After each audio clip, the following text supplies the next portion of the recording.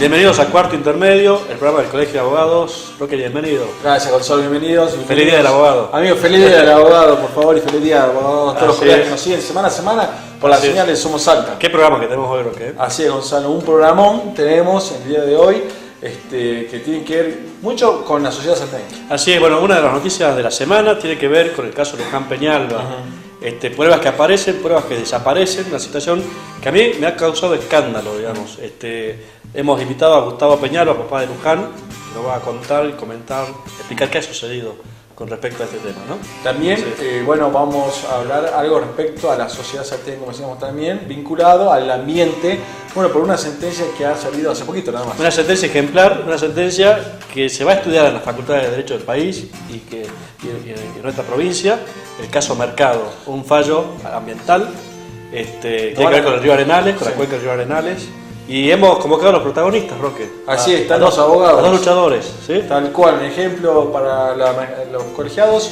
Está el doctor Julio Chávez, va a venir, también el doctor Pedro Arancibia. Así es, y un amigo de la casa, el doctor Jorge Lacerda. Vamos a hablar de responsabilidad civil médica y los juicios de mala praxis. Así que para estar atentos. Como estamos también en el Día del Abogado, nosotros queremos decir la semana del abogado. ¿Y por qué no? El mes, el año del abogado. El año del abogado. Usted, a los televidentes que nos están siguiendo, les recomendamos, como siempre, están los servicios del consultorio gratuito del Colegio de Abogados. Así es. Porque si usted tiene alguna duda, alguna consulta, no se quede con esa duda, con esa consulta, consulte con los profesionales del derecho. Efectivamente. ¿Qué es lo que tiene que hacer, Gonzalo? Consulte con su abogado.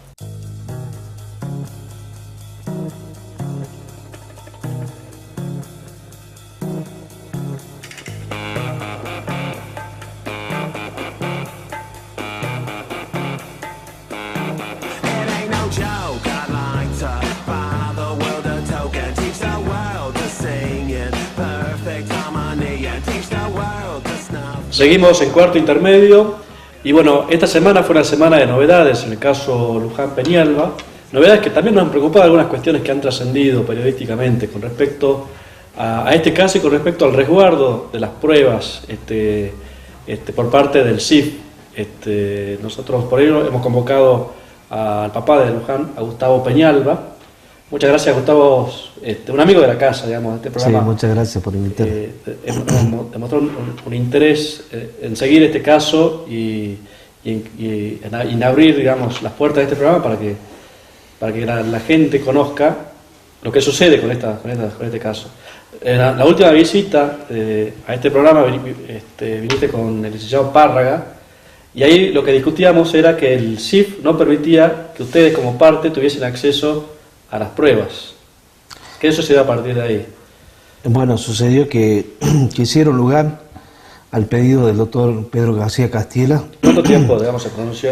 ¿Se te demoró en decir, bueno, se sí demoró tienen derecho? Un año en decirles tienen derecho. Un año esperamos para que nos aprueben. Que el padre de la víctima tenga derecho a tener acceso a las pruebas. Sí, en realidad no aceptaron que yo esté presente tampoco, pero bueno, es una parte de formalidad de ellos. Pero accedieron a que el perito de parte con una condición haga la inspección ocular, que vaya gente del CIF también esté presente. Recordemos, digamos, que el caso se cerró,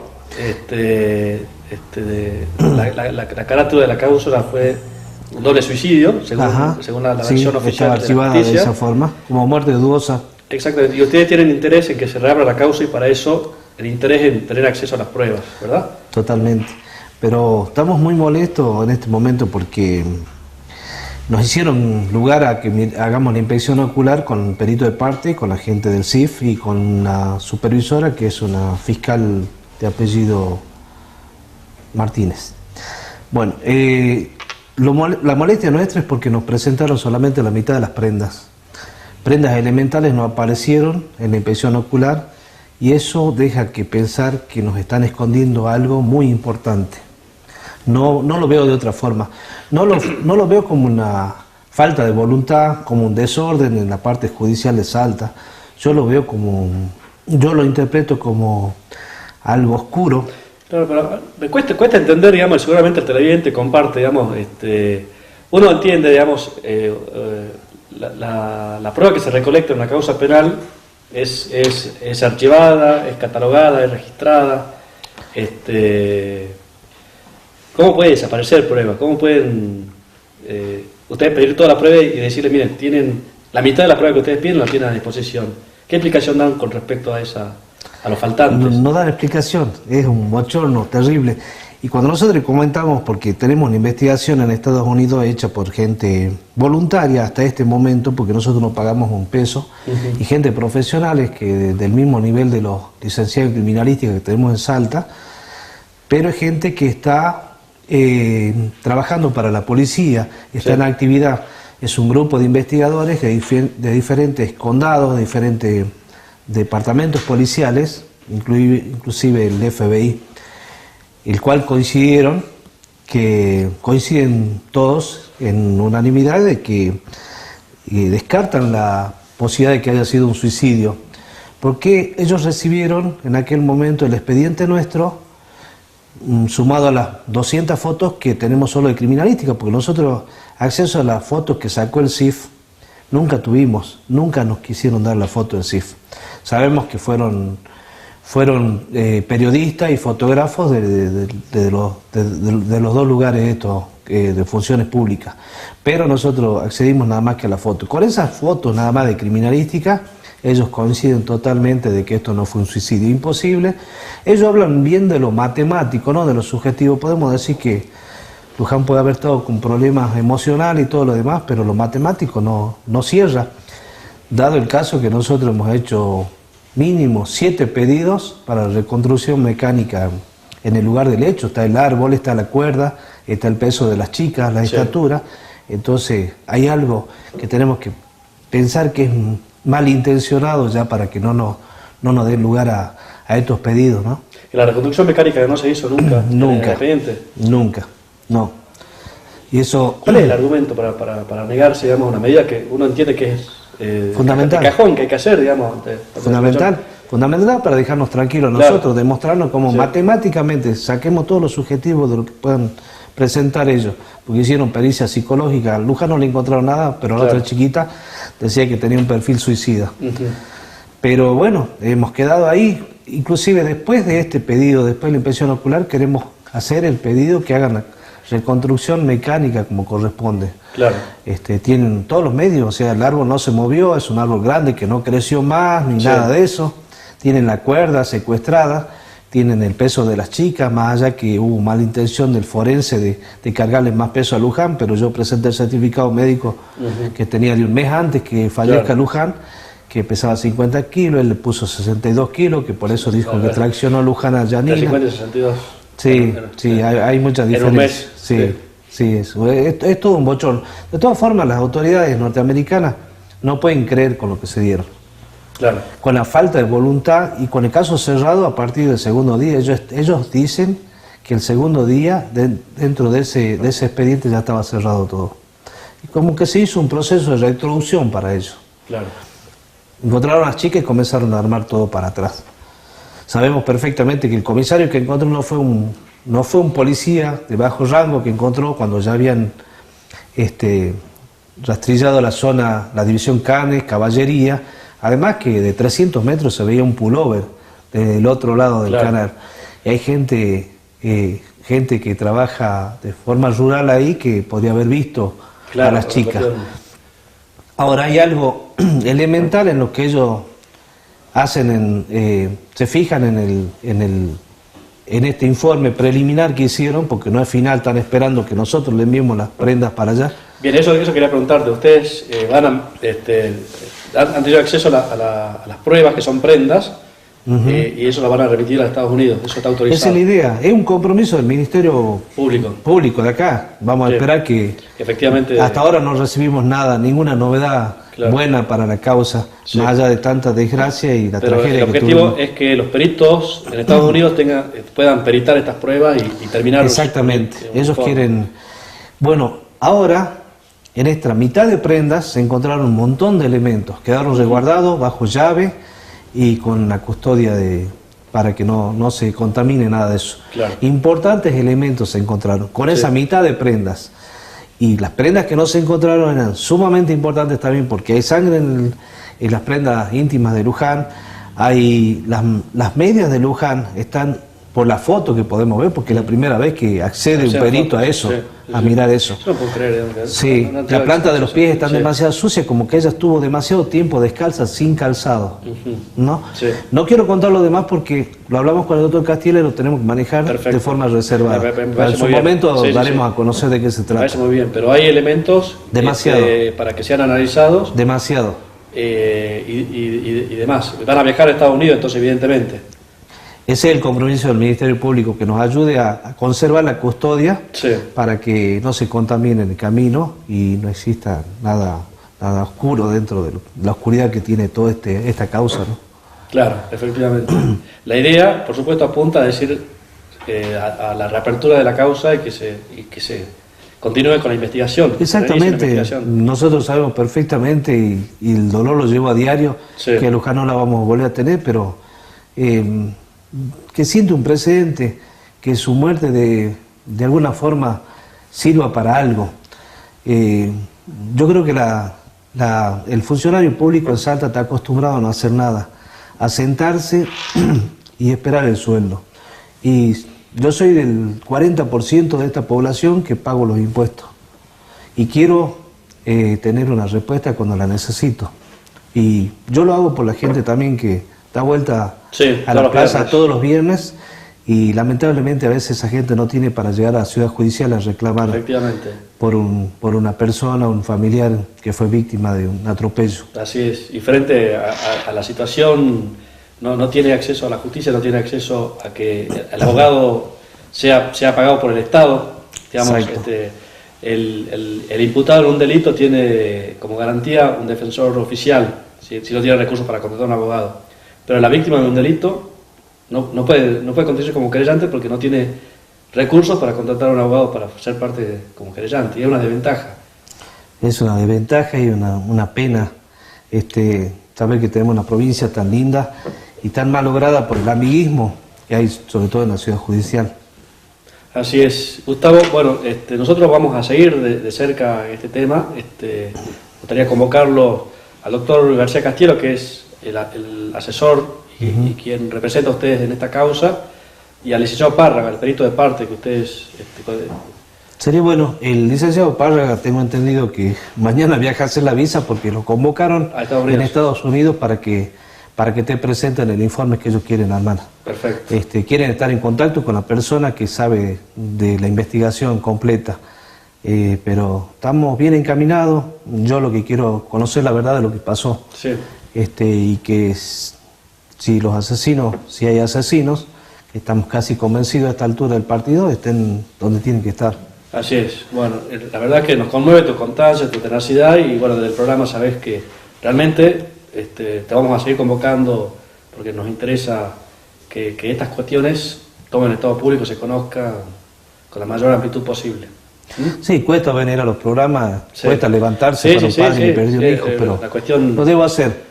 Tengo una familia hermosa que me apoya, que no me deja bajar los brazos, amigos, y bueno, y ustedes también que ponen ese granito de arena que sirve para llegar a la verdad, ¿no? Así es. Bueno, muchas gracias, Gustavo. Gracias a ustedes. Bueno, nosotros vamos a un corte, seguimos aquí en Cuarto Intermedio.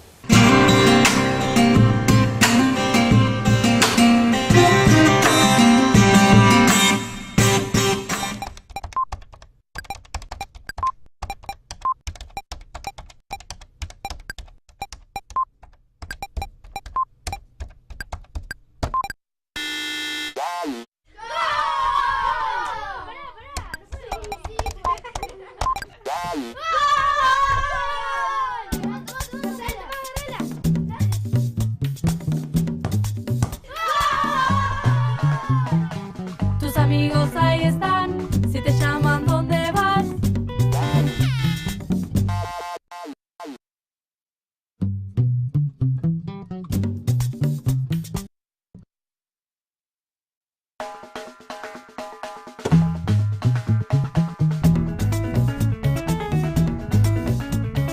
Vamos a abrazarnos al gritar un gol. Vamos a encontrarnos ella, él, tú y yo. Vamos a buscar amigos que también quieran jugar. Vamos a encontrarnos todos, encontrarnos de verdad. vamos a inventar, vamos a crear, vamos a juntarnos, vamos a hacer más, vamos a encontrarnos, vamos a participar, vamos a juntarnos, vamos a hacer más.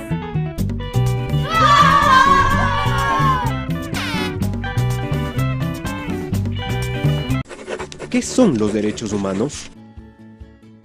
Son las garantías que todos tenemos desde el momento en que nacemos. No importa si eres hombre o mujer, niño, joven, adulto o persona de la tercera edad. Si tienes algún tipo de discapacidad, si perteneces a otra nacionalidad, si tienes un color de piel diferente, si piensas distinto o tienes otra religión o profesión. Estos derechos simplemente te pertenecen por ser humano y no pueden ser restringidos o alterados, ya que todos debemos tener una vida libre, digna e igualitaria. Los derechos humanos te ayudan a desarrollarte como persona, a tener las mismas oportunidades y trato que los demás.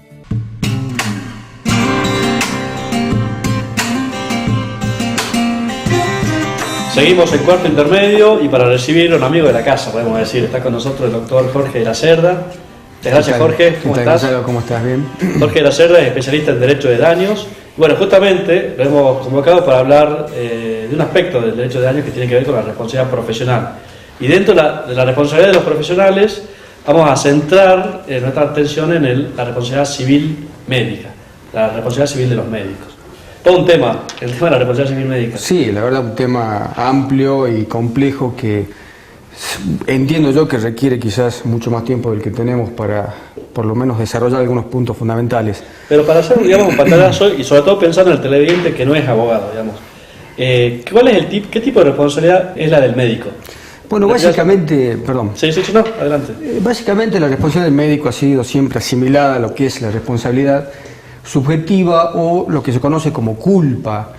El factor subjetivo de responsabilidad siempre ha sido lo que ha primado en este tipo de desenvolvimiento profesional. Actualmente el Código Civil y Comercial de la Nación ha tomado esa postura que ya venía fijada por el Código anterior y por la jurisprudencia y la doctrina nacional y extranjera. Y básicamente, entonces el médico tiene frente al paciente esa responsabilidad por la culpa, es decir, por el cumplimiento, claro, o incumplimiento de esas diligencias necesarias para que la prestación se lleve a cabo en forma precisa y en forma exitosa, ¿sí? Frente a esa responsabilidad del médico como sujeto de derecho o como sujeto obligado a la prestación, se encuentra la responsabilidad también, y en esto es importante destacarlo, de otros sujetos que generalmente componen esa relación con el paciente, que está vinculado, por ejemplo, a la empresa médica. Claro.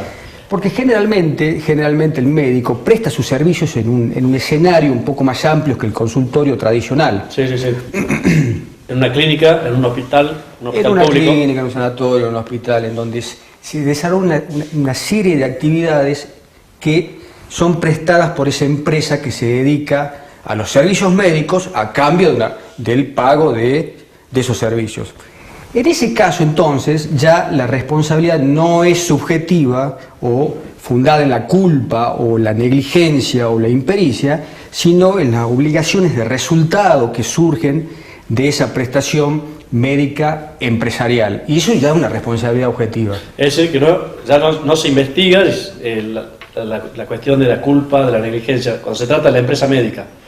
Exactamente. Tiene una obligación, claro, de mantener indemne al paciente, y si se produce el daño, sí, independientemente de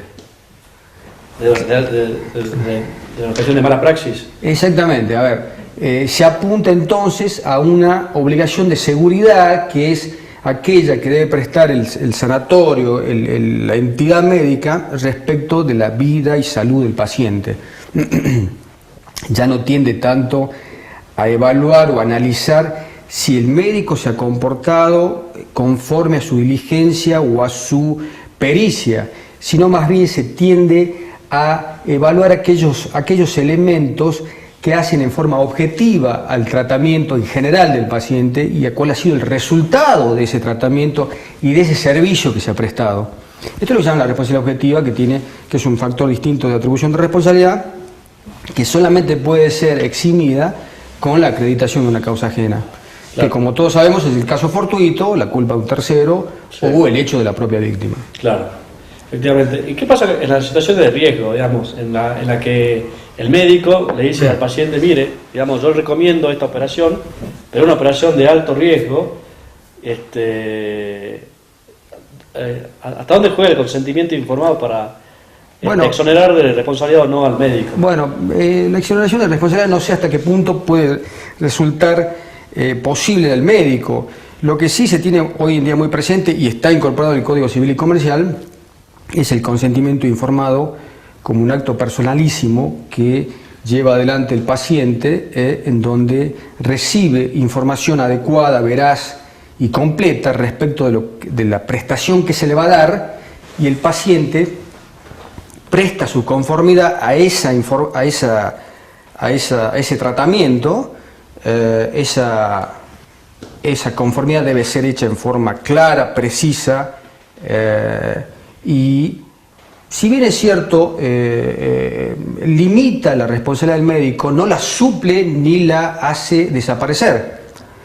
Porque en caso de una mala praxis o de una situación que haya producido un daño, se va a evaluar si esa información que se le ha dado al paciente ha sido como correspondía. Claro. Si ha sido adecuada, si ha sido veraz, si ha sido precisa, etc.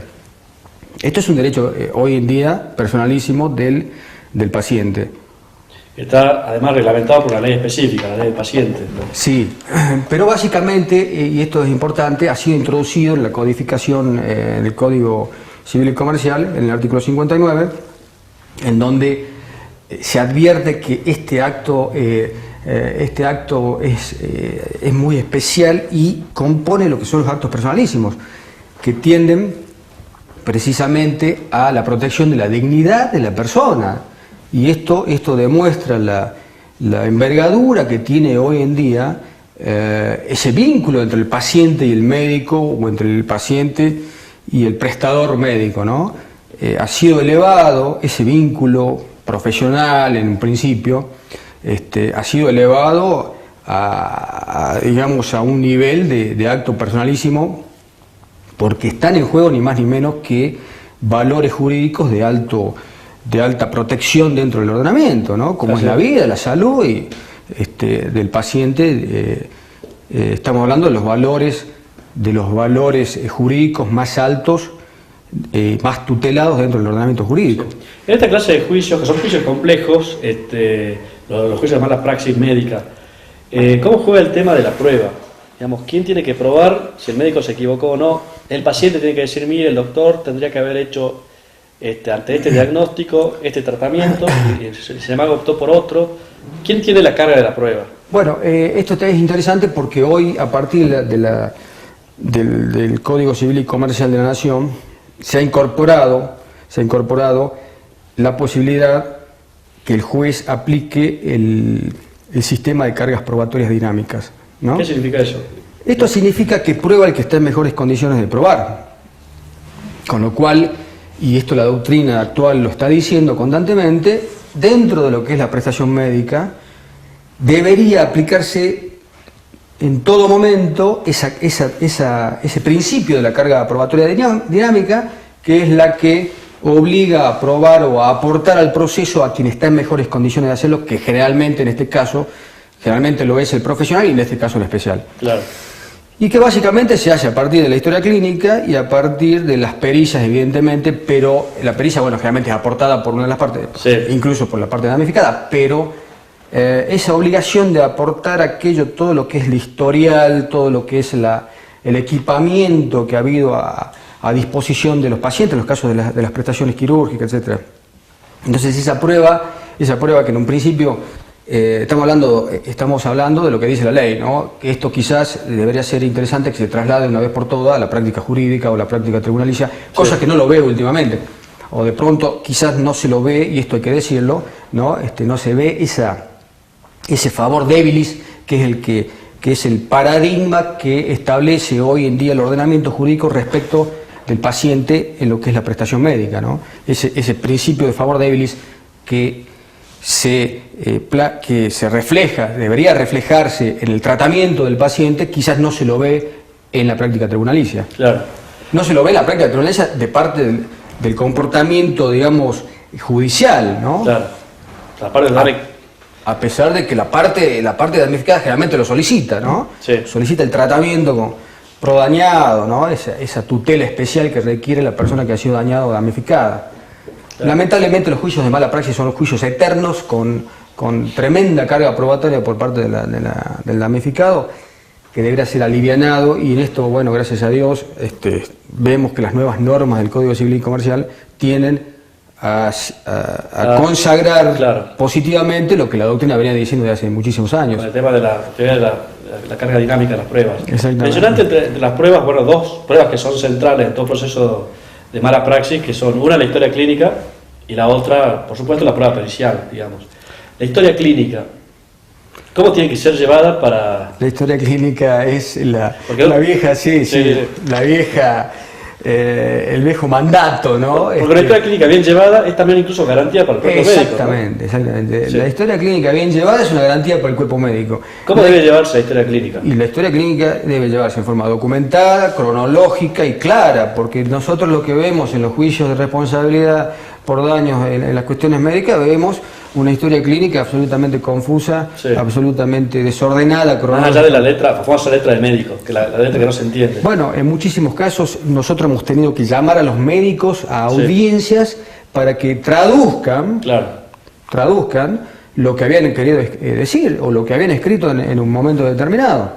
Y esa cuestión, digamos, de que la historia clínica sea llevada de una manera tan desprolija y demás, hay una cuestión ex profeso, es decir, no quiero dejar elementos de prueba para un juicio posterior, o simplemente los médicos, con la urgencia en la que llevan los casos y demás, las circunstancias de los hechos le imponen que se lleve de esa manera la historia clínica. Yo creo, honestamente, Gonzalo, de que es parte, no es que creo, estoy convencido de que es parte de la prestación médica llevar adelante una historia clínica correcta, clara, precisa, que pueda ser leída, porque incluso la jurisprudencia de los tribunales argentinos lo ha dicho, ¿no? La mala historia clínica es una presunción de una mala praxis, de una mala calidad de la prestación médica. Juega en contra del médico. No llevar una historia clínica de tal forma. Exactamente, juega en contra del médico, de la empresa médica, no haber llevado una historia clínica ordenada, precisa, clara y que se le pueda dar lectura, porque esto genera una presunción en su contra, porque como bien vos decías, se puede entender que se ha querido privar de esa prueba, que se ha querido privar de ese elemento fundamental a quien eventualmente tenía que reclamar por daños. Claro. Con lo cual y esto es una sugerencia para todos aquellos que lo intenten estas reparaciones de daños por prestaciones médicas, realmente invocar y exigir que se aplique esa presunción que existe en contra de aquellos prestadores médicos que no han desarrollado como correspondía la historia clínica. ¿Quién es el dueño de la historia clínica? ¿Quién tiene derecho a acceder a la historia clínica? Y el paciente es el dueño. Sí, porque ¿qué pasa cuando la clínica murió el paciente, supongamos, y los familiares dicen queremos tener acceso a la historia clínica? Sin recurrir a la justicia, ¿no? Es decir, sin recurrir a la justicia. Sí, o sea, espontáneamente se presentan, tienen derecho, la historia clínica tiene la obligación de darles. Tiene la obligación de extenderla, tiene la obligación de extender una copia de la historia clínica o de hacerles conocer a los herederos la historia clínica, pero básicamente si esto no ocurre tenemos las medidas judiciales que, como todos sabemos, desde el habeas data hasta el secuestro judicial, ¿no? El pedido de medidas de diligencias preparatorias para lograr munirse rápidamente de ese elemento que es tan fundamental. Claro. Esta pregunta ya de la práctica y dirigida a los abogados que nos están viendo, digamos. Tengo que encarar una demanda de mala praxis médica.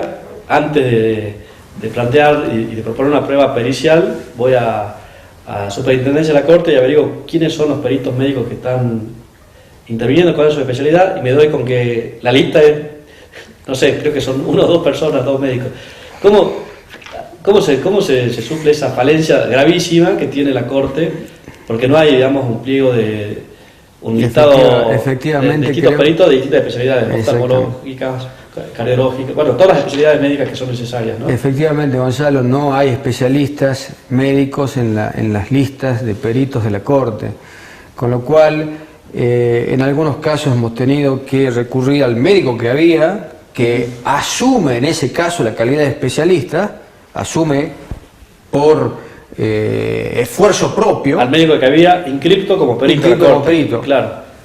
Pero ¿qué otras alternativas? La alternativa que propone la Corte es solicitar a los hospitales públicos la colaboración de sus especialistas para que hagan la pericia. A mí me ha pasado de tener que estar 1 año o 1 año y medio tratando de que algún hospital público acceda o alguno de los médicos señalados se presten a hacer la pericia, porque casi todos se niegan a hacerla.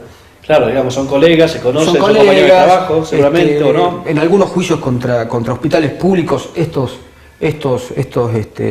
profesionales se ve que se han visto comprometidos por su situación de funcionario público o de médico que presta servicios en un hospital público, y se han negado con algún motivo, se han negado con cualquier motivo, con cualquier excusa a efectuar la pericia. Con lo cual hemos terminado de nuevo, en algunos casos hemos terminado de nuevo en el médico de la Corte, que con todo el esfuerzo de parte suya terminó haciendo una pericia de una especialidad que no era de él. Claro. ¿No? Entonces, bueno, en algunos casos bien, en otros no, pero bueno, lamentablemente, como vos decías, la falencia de la Corte es tremenda en este aspecto.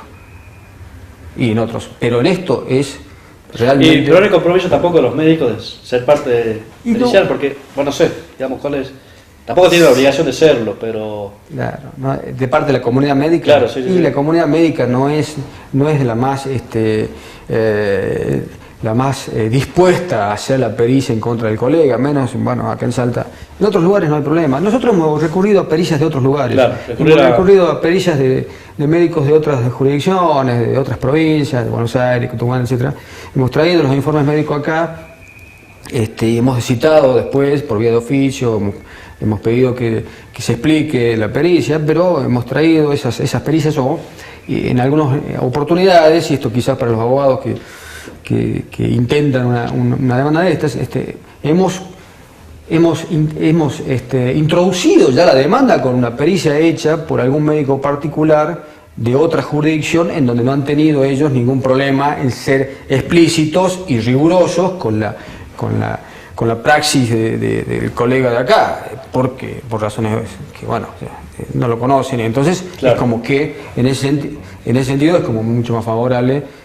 Y a eso hemos tenido que recurrir en algunos casos. Claro. Bueno, Jorge, muchísimas gracias por ilustrarnos en cuestiones teóricas y prácticas. Gracias a vos, Gonzalo. Un proceso tan complicado, tan complejo como es el de las malas praxis médicas, ¿no?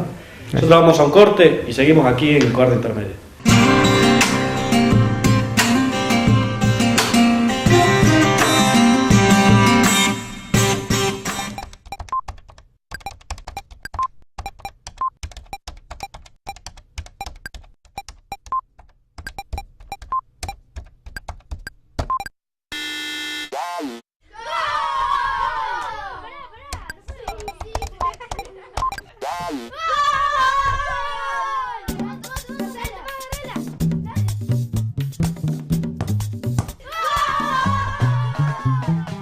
Tus amigos ahí están, si te llaman, ¿dónde vas?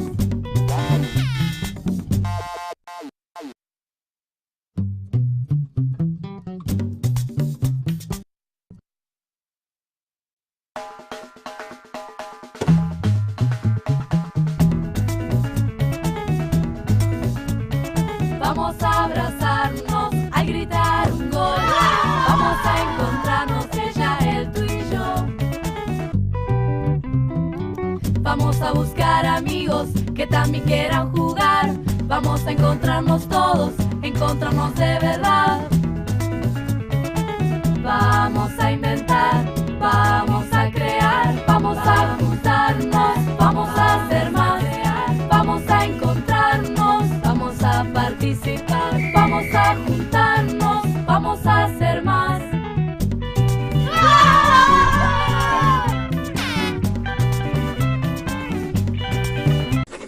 ¿Qué son los derechos humanos? Son las garantías que todos tenemos desde el momento en que nacemos. No importa si eres hombre o mujer, niño, joven, adulto o persona de la tercera edad. Si tienes algún tipo de discapacidad, si perteneces a otra nacionalidad, si tienes un color de piel diferente, si piensas distinto o tienes otra religión o profesión. Estos derechos simplemente te pertenecen por ser humano y no pueden ser restringidos o alterados, ya que todos debemos tener una vida libre, digna e igualitaria. Los derechos humanos te ayudan a desarrollarte como persona, a tener las mismas oportunidades y trato que los demás.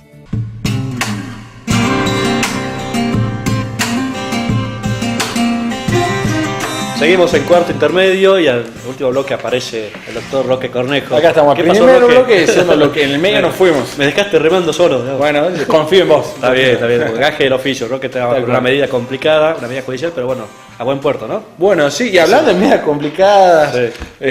y temas que tienen que ver con la sociedad salteña en su conjunto, es que, bueno, preparamos, como bien decías al principio del programa, este bloque especial que tienen que ver con nuestro ambiente. Así es, la sentencia en el caso Mercado, el caso por el río Arenales, un fallo, una causa muy compleja que ha tramitado durante algunos años del año 2011 en los tribunales salteños, se ha llevado por vecinos que han planteado una acción de amparo colectiva, patrocinado por dos abogados tenaces, que han llevado esta pelea hasta llegar a buen puerto con una sentencia.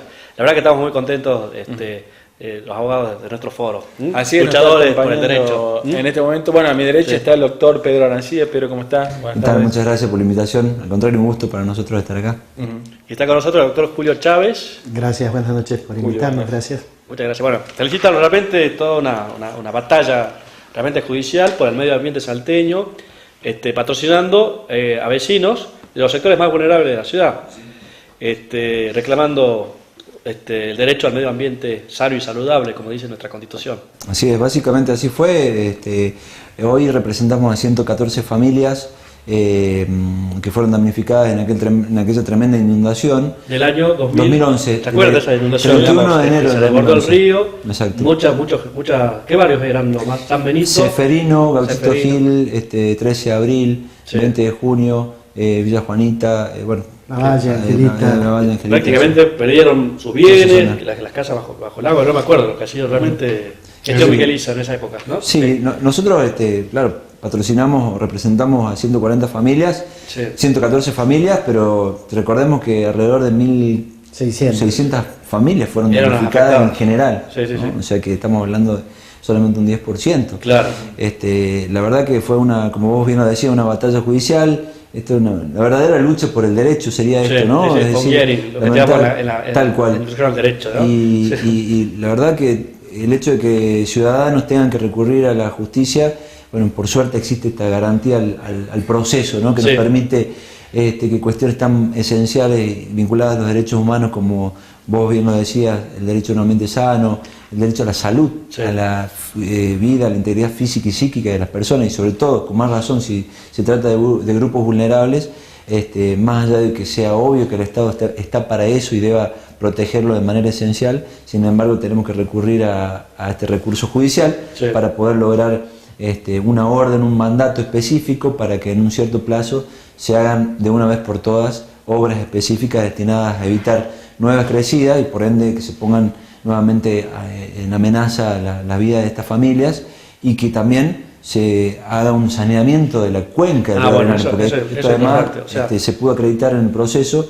que hay contaminación del agua, que hay contaminación del lecho del río, y lo cual nos pone también en una situación mucho más compleja de la que inclusive habíamos comenzado. Esta batalla tuvo distintas etapas. Digamos, ustedes presentaron originalmente el amparo ante la Sala Quinta, ante el doctor Yalat, ya un juez que ya se jubiló, ¿verdad? Sí, ¿Cuál fue la primera respuesta de la justicia? Bueno, hubo un pronunciamiento verdaderamente, digamos, llamativo, porque declara abstracta la cuestión, fundada principalmente porque son cuestiones donde el Poder Ejecutivo tiene amplias facultades de administración y que el Poder Judicial no tiene potestades suficientes para intrometerse en este cuadro. Porque si no, digamos, invadiría una esfera de un poder, digamos, Claro. la cuestión no judiciable. No judicial. Sí. La cuestión, digamos, de la composición de las atribuciones, potestades, juegos y garantías de derechos ciudadanos se da claramente en este proceso que es de orden constitucional, que merituaba una decisión constitucional. Razón por la cual se apela a esa decisión, se llega a la Corte y la Corte define que más allá del debate histórico sobre la intromisión de esferas de competencias constitucionales, el hecho de que al estar comprometidos derechos fundamentales, derechos humanos vinculados a la calidad del ambiente, a la calidad de vida, corresponde no tomar una decisión tan apresurada, razón por la cual ordena revisar la sentencia, ver el estado de situación actual de la cuenca del río Arenales y adoptar las medidas conducentes para ello. ¿En qué año fue ese fallo? Eso fue en el 2015, que baja este fallo, digamos, a fines del 2014 sale, Sí, de manera que 2014, exactamente, 2015 diciembre del nosotros 2014. empezamos de nuevo a retomar este proceso. Ya en esa instancia el doctor Yalaya no estaba en actividad, de manera que nos vimos obligados a elegir un nuevo juez conforme la Constitución. Elegimos entonces al juez Domínguez. En esa instancia el juez decidió convocar a principios del mes de febrero a una audiencia pública donde compareció desde luego no solo las partes, sino básicamente los ciudadanos, los vecinos comprometidos. Tuvieron la participación real y la oportunidad contundente de poder pronunciarse frente a un juez y ser escuchado directamente por la justicia en su visión particular y sectorial de la situación que tienen de vida respecto de la cuenca del río Arenales. Y además poder ilustrarse respecto de todos los diagnósticos técnicos que se venían llevando adelante por parte de las autoridades públicas, tanto provinciales como municipales, y el estado de situación de calidad del agua y de la cuenca. Recordemos que en el interín nosotros nos pronunciamos precisando la pretensión de la acción de amparo, donde pedimos concretamente la estabilización del río y el saneamiento del río. La estabilización del río en cuanto al encauzamiento, hacer las obras pertinentes para evitar las inundaciones y obviamente la revisión del estado de calidad de agua de ese río. Razón por la cual, después de esa instancia, hubieron otras medidas judiciales, entre ellas tuvo, digamos, la oportunidad del juez de presenciar en un día de lluvia espantosa, porque realmente uno pensaba que se iba a suspender la audiencia, otro título de anécdota, pero el juez tuvo la decisión de participar porque quería ver precisamente Marcelo Domínguez. Marcelo Domínguez. Quería ver digamos, cómo era el comportamiento del río bajo un estrés de lluvia. Claro, no viene el juez, que fue, había llovido intensamente los días preliminares y ese día también llovía torrencialmente, así que fuimos con todos los funcionarios judiciales y tuvimos la posibilidad de presenciar in situ cómo se comportaba el río y advirtió el juez que efectivamente el encauzamiento del río era inapropiado, las obras realizadas hasta ese entonces eran insuficientes y que estaba en riesgo cierto, digamos, la vida de los vecinos y las propiedades de los vecinos. Bueno, curioso, ¿no? Porque cuando uno estudia un poco respecto a la historia de Salta, ¿no? Y que, bueno, se hace justamente todo alrededor de los vecinos se instalan alrededor del río, porque, bueno, el río es sinónimo de vida, ¿no es cierto?, de productividad. El río Nilo, por ejemplo. Exacto. ¿No? Bueno, pero acá en Salta, la situación era así, ¿no? Y bueno, y cómo además por la acción o inacción, ¿no es cierto?, por parte del Estado también es sinónimo de, bueno, en ese caso, ¿no?, de tragedia, ¿no? La verdad. De hecho, en la sentencia, el juez Domínguez expone al respecto. Es decir, no solamente reconoce y termina atribuyéndole responsabilidad en todos estos sucesos al Estado, sino que también hace un análisis de por qué esto llega a ser de esta manera. Y ahí explica una serie de faltas de coordinaciones, cuando habla de que muchas manos en el plato al final no terminan haciendo nada. Las omisiones y las faltas de coordinación llevan a que nadie haga nada y en definitiva se vayan postergando, y esta falta de voluntad política en definitiva se percibe de manera constante, hace que se produzcan hechos totalmente evitables, Claro. como los que se produjeron. Pero- Precisamente, dada perdóname, esta cuestión de urgencia y de previsibilidad que existe en torno a un nuevo suceso, hace que el Poder Judicial se aboque a esto, ¿sí? Y es muy cuidadoso y muy criterioso el doctor Domínguez en decirle, yo no le voy a decir específicamente cómo lo tienen que hacer, sino yo como autoridad o voz de la justicia le digo que lo hagan, Claro. porque esto es una cuestión que amerita en torno al principio precautorio y que donde se deben tutelar cuestiones esenciales y derechos humanos. Sí. ¿Cómo lo van a hacer? Ahora me lo presentan en un plan dentro de 3 meses, con planificación estratégica, con indicadores de cumplimiento, indicadores de resultados, Claro. quiénes van a ser los responsables a cargo de las obras, Sí. obras a corto, mediano y largo plazo, los montos que van a usar, los presupuestos. Eso es el cómo, ustedes lo definirán. Yo no me meto en eso, pero sí le digo que lo tienen que hacer indefectiblemente, y por eso es que también se ha fijado dentro de las directivas de la sentencia que existe un plan de monitoreo en donde van a estar incorporadas todas las partes de este proceso y todos los interesados, entre ellos los vecinos también, Sí.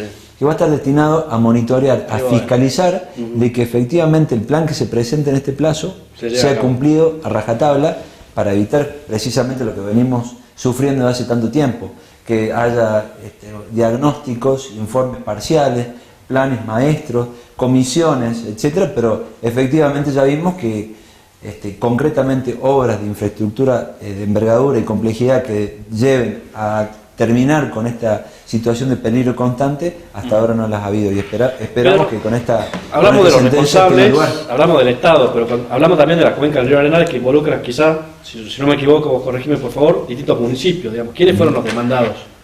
Inicialmente el demandado fue la Municipalidad de Salta, Sí. la provincia de Salta, porque está a cargo de todo lo que tiene que ver con los recursos hídricos, Sí. Aguas del Norte por los vertidos cloacales y contaminación que fue acreditada. Recordemos que ahí hay vertidos cloacales que son atmosféricos, Sí.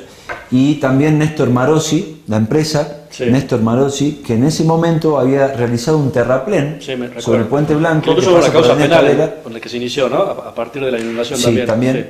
Sí. Y ese se llegó a determinar que ese terraplén causó para que se haga un angostamiento del cauce, y ello provoque que las aguas del río se vuelvan hacia áreas que estuvieron damnificadas. Entonces, estamos hablando de entes estatales, Sí. un ente de servicio público y un ente privado, una entonces empresa privada. una empresa privada. Entonces, bueno, evidentemente hay más cuestiones todavía a debatir en torno a también, porque recordemos que dentro de la recuperación y saneamiento de la cuenca también pueden surgir actividades antrópicas de gente que todavía no está determinada, o empresas que no están determinadas, cauce arriba, o sea, río arriba o río abajo, como pudiera ser lo que ahora se planteó en torno a lo del vertedero, en su oportunidad el frigorífico Brunetti u otros Sí. establecimientos comerciales o industriales, Sí. Los particulares. asentamientos, Bueno, tienen que ver, de hecho... porque también la- contaminan, ¿El digamos. proyecto ese tiene, O sea- son 3 meses, lo tienen que presentar todas esas personas en conjunto, o solamente el Estado de la provincia, el Estado provincial?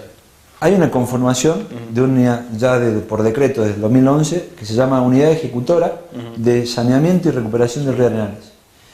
Esa unidad ejecutora está formada por diversos organismos, representantes de organismos estatales, sobre todo provinciales: recursos hídricos, obras públicas, derechos humanos, el IPB, Dirección de Inmuebles, el ente regulador de servicios públicos, Salud pública. salud pública, No sé por qué te pregunto, porque esta semana había un tema con los bancos de la Municipalidad de la Ciudad de Salta, y si no nos ponemos de acuerdo en cómo hacer los bancos de la playa, Nuestros intendentes no saben hacer no nos un banco ponemos de plaza, acuerdo ¿verdad? en cómo hacer los bancos de plaza, Bueno. Nivel recuperar Gustavo el Sáenz. Arenal, hermano. Bueno, lo que pasa es que a mi Es criterio hay realmente cosas alarmante. a mi criterio hay cosas que no tienen que ser consultadas, Sí. y el Estado está para eso, para ejecutar y cumplir, Claro. y cuestiones sí que tienen una cuestión de interés público, sí. Estas cuestiones que están para eso, la unidad ejecutora de saneamiento está para eso, tienen que decir, bueno, este es el plan, lo vamos a ejecutar y se hace. Efectivamente. Porque Tienen buscamos conocimiento técnico, queremos concertar, sí. cuando ellos son los especialistas, Claro. y por lo cual serían las personas indicadas para hacerlo. sí. Por eso el juez dice, no, yo no les voy a decir cómo lo van a hacer. No, Los especialistas que lo definan, pero que lo hagan. Pero usted tiene también mi preocupación. Sí, de hecho, los vecinos tenemos vamos a tener parte en el control, en la Eso es fiscalización. importantísimo, porque Sí. eso es una garantía de que va a haber control. Que estén los vecinos, que haya participación ciudadana. Sí, por lo menos una presión más. Sí. Julio, me interesa saber cuál ha sido la postura procesal de las demandadas. Bueno, la demandada se comporta casi siempre como una buena demandada, tratando en lo posible de negar absolutamente todos los hechos, hasta la lluvia de ese día o las características. No está lloviendo, dicen. No, era muy poca, no tiene incidencia, yo no fui. Sí, no fui. Claro. De manera que eso era absolutamente presumible. Pero estamos hablando de la provincia de Salta, Provincia de la de municipalidad de Salta. tal cual, inclusive Aguas de Salta, Sí. al norte, tiene una actitud permanente de desconocer cualquier tipo de acción o omisión culposa de su actividad prestataria, digamos. Claro. De manera que esto no fue sorprendente de nuestro lado, digamos, nosotros hemos visto permanentemente esa actividad. Lo que es sorprendente, en todo caso, que a mí me llamó la atención, no es el comportamiento procesal de las demandadas, sino la hipocresía burocrática de algunos funcionarios que son parte de las demandadas, que va más allá, inclusive del concepto de ser más papista que el Papa, digamos. Claro. Tratar de justificar lo injustificable, tratar de solventar con datos técnicos de los que no existen. Claro. En el caso de la municipalidad han sido dos gestiones en las que han pasado por este proceso, la gestión de Miguel Isa y la gestión de Gustavo Sáenz. ¿Hubo un cambio de actitud con este cambio de gestión? Mira, la participación de la nueva gestión ha sido muy escueta y limitada porque el rigor ya estaba prácticamente autos para sentencia, de manera que no tenía mucho margen de actuación. Veremos, digamos, después de la sentencia si persisten en su comportamiento de seguir apelando cosas y tratar de justificar situaciones, digamos, pero veremos eso en otra instancia. Porque estamos grabando el programa, estamos hoy día, ¿qué día hoy? Martes. Todavía, digamos, están en tiempo para apelar. Esta mañana se cumple el plazo. Mañana miércoles se cumple el plazo. El viernes ya vamos a saber qué ha sucedido y sabemos cuál es la postura procesal. Pero supongamos, bueno, aunque se apele, la sentencia se tiene que cumplir por un amparo, digamos. La apelación no suspende el efecto de la sentencia. ¿Cómo sigue después el tema? Porque habrá que ejecutar la sentencia. ¿Cómo es la cuestión? Sí, una vez que quede firme habrá que ejecutar la sentencia y hay que ver primero cuáles son el plan que se presenta y a eso nos sujetaremos. También entendemos, de hecho lo veníamos hablando con el doctor, que más allá de que existe un plan que deban presentar en 3 meses, y uno cuenta a partir de la fecha 3 meses, estamos en la lluvia y bueno, también hay que ser ubicados en el tiempo y en la época estival, y entonces solicitaremos, eventualmente estábamos analizando algunas medidas que sean de carácter urgente a los efectos de que formen parte de ese plan, si bien no esté presentado en su totalidad, pero por lo menos estas medidas urgentes sean presentadas y sean ejecutadas, ¿no? Así que bueno, la gente... Y que no sea larga la ejecución como el caso Mendoza, que es un tema de nunca acabar. El caso Mendoza, el caso de Riachuelo, recordemos que el saneamiento que tiene que ver con toda la brillante sentencia de la Corte, pero que ha sido difícil de ejecutar. Ahora, estos procesos constitucionales, que son procesos complejos, estructurales, tienen por característica propia del río Arenales de que se trata de un río que compone una órbita, un área que involucra 600.000 habitantes, donde todos dependemos y arrojamos de alguna manera en nuestros efluentes al río. Hay actividades antrópicas, hay actividades dinámicas, actividades económicas, hay de todo un poco aporta este río, y que la cuenca presenta además, como en el caso del río de Riachuelo, en el caso Mendoza, facultades interjurisdiccionales, es decir, hay facultades propias de algunos municipios que se corresponden con actividades también que hace la provincia y que interfieren de alguna manera en los casos concretos en la ejecución de determinadas obras y demás. De manera que, más allá del diagnóstico que ha quedado patente, que la provincia tiene a su alcance un diagnóstico bastante certero y preciso de las cosas que se tienen que hacer.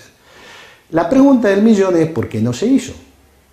Y si la postura desde siempre fue no lo puedo hacer porque no tengo recursos, la respuesta sería entonces ¿por qué no toma un préstamo si existe y está disponible los préstamos del BID, que son propios para este tipo de actividades y que vendría a resolver definitivamente algo que es propio de la ciudad y que tiene esta situación de envergadura?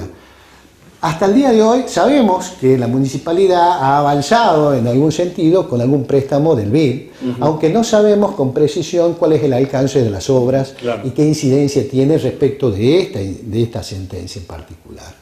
Y nuestro deber en todo caso es, más allá del diagnóstico que ya está bastante claro de las obras que se deben hacer de las medidas y acciones vinculadas a paralizar actividades antrópicas que estén de alguna manera contaminando el río, que están afectando directamente el río, marcar las líneas de ribera, hacer retroceder a los linderos, etcétera, etcétera, hay que adoptar medidas contundentes vinculados indudablemente a la coexistencia inmediata de los linderos con este río, para evitar seguramente que esta situación se reagrave. Claro. Esta es nuestra mayor preocupación y veníamos charlando con el doctor, más allá de las medidas obviamente judiciales que se tienen que tomar, cuáles son las medidas directas, de acción directas que uno tiene que tomar. Seguramente estaremos tocando el timbre de cada uno de los funcionarios y decir, bueno, más allá del efecto sentencia, más allá de las apelaciones, las cuestiones procesales, claro, hay que tomar medidas. Exactamente. ¿Cuándo empezamos a tomar medidas? Muy bien. Bueno, la verdad que se lo quería agradecer. Muy completo. Pasó el día del abogado y esta es la función social es el mejor ejemplo, digamos, del rol, de la función que cumple el abogado, la función social en este caso. Realmente muy orgulloso que ustedes formen parte del foro de abogados salteños. Una sentencia muy valiosa. Una sentencia que se tiene que estudiar en las facultades, ¿no? Sí, como el fallo, mejor que fallo Mendoza. Mejor que fallo Mendoza, claro. Pero no, agradecerle en serio y bueno, esperar y como usted dice, estar atento ahí con el timbre, con los legisladores, no solamente usted, sino también todos los televidentes que están viendo, porque uno pasa por el puente y se olvida, ¿no? Sí. Lo que implica, ¿no? Ese río implica. Así es. Bueno, agradecerle. Muchas gracias por la invitación. Gracias. Y nosotros tenemos que despedir, Gonzalo, agradecerle al excelente catering de Kira Catering, que está el doctor ahí Jorge Lacerda abordándonos. Sí. No, está custodiando. Custodiando, pero no abordando, confundí. Y también agradecerle muchísimo a la Hostería de la Caldera, porque nos da descuentos a todos los abogados que tengan la matrícula al día para pasar un excelente fin de semana en la Caldera. Así es que bueno, vaya a descansar, Gonzalo, que nos merece. ¿Festejar el Día del Abogado? No, no va a faltar oportunidad. Bueno, nosotros nos vamos, Gonzalo. Vamos. Esto fue Cuarto Intermedio, el programa del Colegio de Abogados.